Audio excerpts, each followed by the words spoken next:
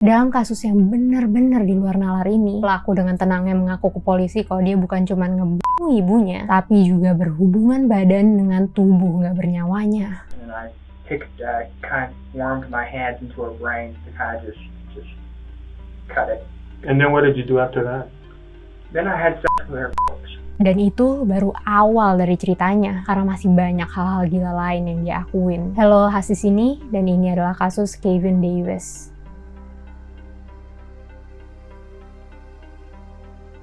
Warning kalau video ini membahas kasus pembunuhan yang diceritakan secara detail, serta bahasan tentang keinginan untuk bunuh diri dan juga kekerasan terhadap hewan, sehingga mungkin pembahasan dari video ini terlalu sadis untuk sebagian orang. Pada 27 Maret 2014 jam 10 pagi, Timothy Johnson yang lagi cuti di hari itu lagi nonton TV bersama istrinya ketika mereka dikejutkan oleh tamu gak diundang yang mencet bel rumahnya, seorang remaja bernama Kevin Davis. Tapi yang lebih mengejutkan lagi adalah apa yang dikatakan Kevin. Dia pertama bilang kalau dia mau minjem telepon mereka. Pas ditanya kenapa, Kevin tanpa ragu-ragu bilang kalau dia perlu bantuan karena dia habis membunuh ibunya. Istri dari Timothy pun nelpon polisi. Dan pas polisi sampai di situ, Kevin ngomong hal yang sama, kalau dia habis ngebunuh ibunya di apartemen mereka. Dan begitu apartemennya dicek, sesuai dengan perkataan Kevin, jasad ibunya, Kimberly Hill, ditemukan terbaring di salah satu kamarnya dengan kepala yang terbelah, tubuhnya telanjang dari pinggang ke bawah, dan sebuah palu berlumuran darah di sampingnya. Kevin pun diinterogasi, dan menurut aku pribadi, ini adalah rekaman interogasi paling ngeri yang pernah aku tonton. Gak banyak yang diketahui soal kehidupan Kevin sebelum ini. Dia bilang dia biasa aja di sekolah. What do you do in school?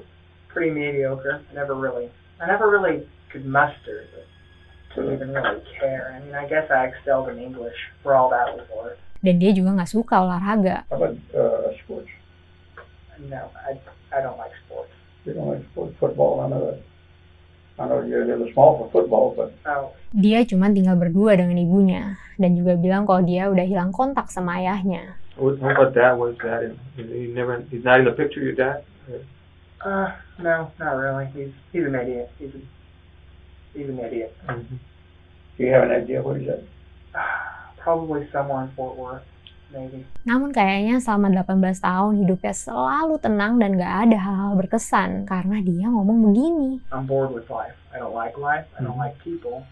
I don't like living it, basically. There's really anything depressing about it. Just is what it is. Saking bosan dengan hidupnya, Kevin kemudian minta izin ke ibunya buat bunuh diri. I asked my mother for permission to die, or rather kind of commit suicide. The sort of beating around the bush sort of thing. Say no, she said yes. What did she say to you? She said, basically I'm a grown man and what I do, she can't really stop me. She was distraught over it, of course. I mean, Of course. Yeah, she said she'd cope with it. Ibu mana yang gak shock denger hal kayak gitu dari anaknya? Dan mungkin ibunya perlu waktu buat mencerna informasi dari Kevin ini. Sehingga dia minta kakak perempuan Kevin buat ngejemput Kevin. Biar dia tinggal sama kakaknya ini buat sementara waktu. Dan di hari yang sama, sebelum kakaknya jemput dia, Kevin mutusin buat membunuh ibunya. I tried to strangle her with a cord. A ripped cord from a video game console controller. That didn't work, huh? Where was this you thought was strangled? She was sitting on the couch watching TV. Okay. That didn't work out too well. She started screaming, and so I went to her room, opened a drawer at the very bottom to the right. I pulled out a hammer. I went back in the living room, and well, you kind of get the gist from there. She was out pretty quickly. Kind of tried to play dead at first, but then I finished it. How many times did you hit her with a hammer in the living room? At least 20. Where did you hit her with a hammer? The head. Top, back, mainly. No, actually the entrance wound is around yonder somewhere here. But then she was still alive. I dragged her into the room, as you probably clearly saw. And then I kind of warmed my hands into her brains to kind of just cut it. She was still snoring. Okay. So she was still alive? She was still alive. And you went in there and you kind of grabbed those brains? Yeah, finished it. There was some blood in the knife, blood just from where you grabbed it around the... Oh, that knife. Actually, I used that to stir her brains up a little, but then that didn't really work out, so I just kind of decided to delve on in. So her brains were already kind of coming out in the living room when you dragged her? Yes, but she was still snoring like a baby, and so I just kind of dragged her, kicked at it a bit. Then I just, that was kind of silly, but then yeah, I just decided to reach in and kind of just do it. Setelah interogasi ini, Kevin curhat ke psikiater yang wawancara dia kalau tekstur otak ibunya itu kayak padi atau slime, dan juga bilang kalau dia nyicipin otaknya. Dan perlu kalian tahu kalau polisi sama sekali nggak nyecer ataupun maksa dia buat ngasih tahu informasi ini. Cukup ditanya sekali, Kevin dengan sukarela dan senang hati nyeritain gimana dia nyekik, mecahin kepala, dan ngaduk-ngaduk otak ibunya. Kalau menurut kalian itu aja udah sinting, lanjutannya lebih nggak masuk akal lagi. And then what did you do after that? Then I had sex with her corpse. You did? Okay. Did you come inside her? I did, actually. Have you ever done that before, like had sex with her? No, I haven't, actually. This was just the first time? Oh yeah, I lost my virginity to a corpse. Kalian lihat gak sih seberapa tenang dia ngakuinnya? Dia udah gak perjaka gara-gara berhubungan badan dengan mayat ibu kandungnya. Dan dia ngomong itu seakan-akan itu sebuah pencapaian. Selain ibunya, Kevin juga sebenarnya berencana buat ngebunuh kakaknya. Di dalam apartemennya, polisi nemuin catatan-catatan yang dituliskan oleh Kevin. Dalam salah satu catatan ini, Kevin sempat nulisin sebuah suicide note. Tapi setelah merenung, dia malah beralih nulis rencana pembunuhan. I wrote the note, and then I mulled it over. And then on a whim, actually, I turned it over, wrote a plan to kill both my mother and my sister, quite frankly, because that's always been a thing of mine. I'm a bit of a pervert. Is it like a fantasy thing? It is, actually. Bahkan setelah ngebunuh ibunya, Kevin sempat nungguin kakaknya buat sampai ke rumahnya buat dia bunuh selanjutnya. Tapi pada akhirnya Kevin ngebiarin kakaknya tetap hidup. Untuk alasan yang gak kalah, gak masuk akalnya. I decided against it because, well, I'd had my fill of killing. I didn't seem a little much. A little too excessive, yeah. Selain catatan rencana pembunuhan tadi, Kevin juga sempat nulisin 2 catatan lain. There was one in the living room. Yeah. That one was addressed to who? Desiree, my sister, because I knew she would, she's a good girl, but rather sensitive. I knew she would lose her head if she kind of saw that. You remember what the note said? Keep your head. Hurry. She might still be alive, although I highly doubt it, in parentheses. Something along those lines, yeah. Sincerely. But when you wrote the note, you knew your mom was already dead. Oh, yeah, I knew it. You know, So you're just messing with Desiree by writing that she might still be alive? Yeah, my sick sense of humor. Okay. I was pretty well off my rocker by then. Alright. And then there's a second note in your mom's bedroom. What did that one say? Do you remember? Chase me. Was that addressed to the police or to who? I was in a very playful mood at the time. Okay. I just wanted to run. Just wanted to see how far I could get. But Yeah. Dari jawaban dia tentang kenapa catatan-catatan itu dia tulis, my sick sense of humor. Okay. I was in a very playful mood. kelihatan sih seberapa rusak otaknya. Kelihatan kalau pembunuhan ini jadi semacam permainan, semacam hiburan buat dia. Setelah ngerenggut nyawa ibunya, Kevin mandi, berganti baju, ngambil ranselnya, dan pergi dari rumahnya menggunakan sepeda dengan rencana mau kabur keluar kota. Tapi kemudian dia berubah pikiran lagi. I biked halfway, and then I got to the train tracks, and then I ditched the bike in the thick woods, and then from the train tracks I just walked. Initially my plan was just to run as far as I can, but then I ended up crying my eyes out in like the thick woods, like, what did I do? And I realized, you don't know what you lost till you've already lost it. And so I knew that my life wasn't going to go anywhere, not anymore, so I just kind of gave it up midway.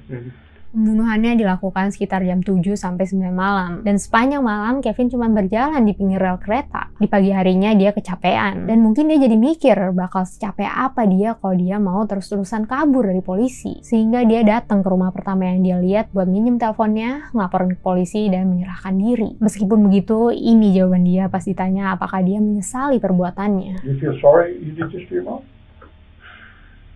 In a way, yes, but I wouldn't take back what I did. It's strange, really. I did love her. In a way. Dari tadi kalian pasti bertanya-tanya apa yang memicu Kevin sampai ngelakuin perbuatan yang sebegitu kejinya ke ibu kandungnya sendiri. Jawaban Kevin adalah nggak ada alasan apa-apa. Being mean to me? Oh, no, she's been the best mother. Okay, so there's nothing that she did? Oh, absolutely nothing, no. If I was to ask you, what did she do to deserve this, what would you answer? Absolutely nothing. I'm a cruel, disgusting person. Namun Kevin juga ngaku kalau dia sebenarnya udah lama ngebayangin kalau dia mau ngerenggut nyawa ibu dan kakaknya. Bahkan ngaku kalau dia juga suka nyindir soal ini ke orang-orang sekitarnya. How long have you had these thoughts you went? It's around my preteens, actually. You ever tell anybody else what your plans were? That, what you wanted to do to your mom or your sister? No, but over the years, there were hints. As a younger boy, I was a lot dumber, a lot more angsty, I said things, but I guess they basically brushed it off. I guess the hints were everywhere, but they're my family. Family looks past that kind of stuff, or they try to not look at it. Dan gara-gara ibunya nyuruh dia buat tinggal sama kakaknya, Kevin ngerasa kalau inilah kesempatan terakhir dia buat ngejalanin rencananya. She had decided she was sick of this stuff, and she was going to go send me to live with my sister again. And so I kind of did it right then and there. At that point you got pissed? Not necessarily, I just knew it was time to act now or never. Dan dari situ semakin terungkap betapa mengerikannya isi dari pikiran Kevin. You killed anybody else before? I have not. You just fantasized about it? I just fantasy, yeah. How'd you come up with the idea to kill her and have sex with her? You haven't gotten ideas from games or videos, or you're not into that? They didn't plant the seed, but they did egg me on. Is that the books you've been reading? Not necessarily. So are you into witchcraft? Anything like that? No. I'm just interested because it's something unusual and you're here telling us about it and you appear to be a nice guy. You appear to be a good guy. You're not yelling and screaming at us. You seem very rational. You're very rational. You're a pretty good guy. This is what I'm trying to figure out, that's all. I'm kind of more fascinated by the more artistic ways of murder, the meticulous manner, the way they cut them open, just slice them to pieces. Such care, such love. You're done with your mom. You still feel like you want to keep on killing? To keep on, with other fantasies? Or how do you feel? I came here to pay for my crimes, so I guess I should continue with the truth. Truthfully. Yes, definitely. I would kill again. How about us? You think you want to kill us? Oh, no, rather, men aren't my thing, actually. Women. Yeah. Ingat gak rumah yang didatengin sama Kevin? Saat itu kebetulan banget Timothy, pemiliknya, lagi ngambil cuti. Biasanya jam segitu dia lagi di kantor dan istrinya sendirian di rumah. Ngedenger jawaban Kevin kalau dia cuma tertarik membunuh wanita. Gak tahu apa yang bakal terjadi sama istrinya Timothy kalau Timothy pergi kerja di hari itu dan istrinya yang ngebukain pintu. Selanjutnya polisi nanyain pertanyaan yang bisa dibilang gak biasa. Tell you what, give me your fancy of killing a woman. What would your fancy killing would be? Your ace killing, what would that be? Maybe dressing up in a nice suit, sneaking into her house, disabling her boyfriend. I'd bring a pretty dress with me to dress her up in. I was always into strangling, but after that last blunder, I guess maybe something big and sharp would be more along my thing. Then I could, probably decapitate her, as I prefer my women dead. Okay. I would dress her up, I'd stitch her up, kind of try to work the head back on, perhaps. And then I'd go to town, and it would be a night to remember. And then I'd kind of just burn everything and run for the hills. Karena jawaban dia, polisi jadi ingat kalau dia bilang dengan mayat ibunya lah dia pertama kali berhubungan badan. Ini ngebuat polisi nanya suatu pertanyaan. Dan dari seluruh interogasinya, jawaban dari pertanyaan inilah yang paling bikin aku shock. Before that you had never had sex?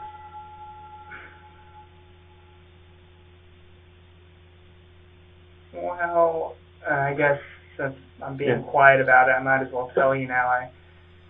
We used to have a gray cat named Claire. Oh yeah, bestiality is a thing of mine too. Now you know.